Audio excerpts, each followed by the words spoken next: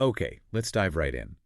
We've just gotten our hands on the first trailer for Fast and Furious 11, Yeah. which is slated for 2026. And right away, the whole feeling is different. It's a hard pivot. I mean, we went through the source material, the cast list, the dialogue snippets, and this isn't just another heist. It feels like this is about the cost of everything that came before. It's heavy.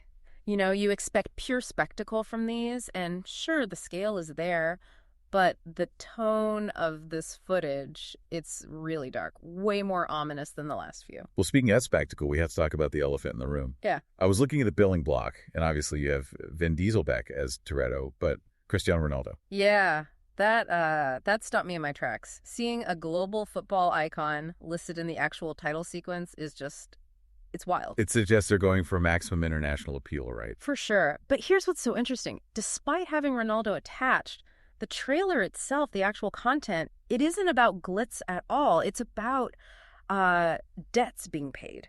Exactly. It's not a victory lap. It feels like a reckoning. Yeah. And there's this one line that I think completely reframes the whole family thing we've all been joking about for years. Oh, I know the one you mean. Family is the only engine that keeps us alive. Such a mechanical metaphor, isn't it? An engine. That's what stuck out to me. Usually family is this, magical, invincible shield. But calling it an engine can stall. Yeah. It needs fuel. It implies it's a functional necessity, not just a feeling. And if the engine stops, the car stops, they die. It raises the stakes so much.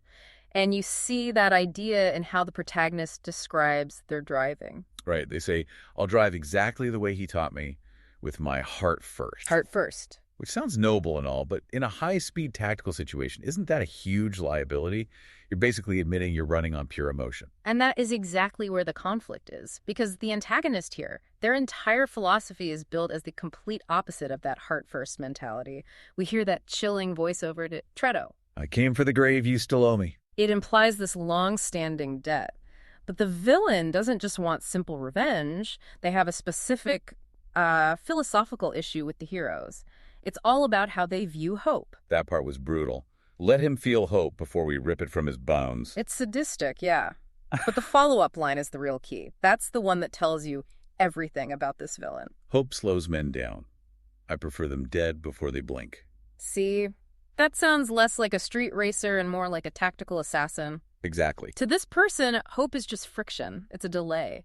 If you're hoping for something, you aren't reacting to the moment, you're slow.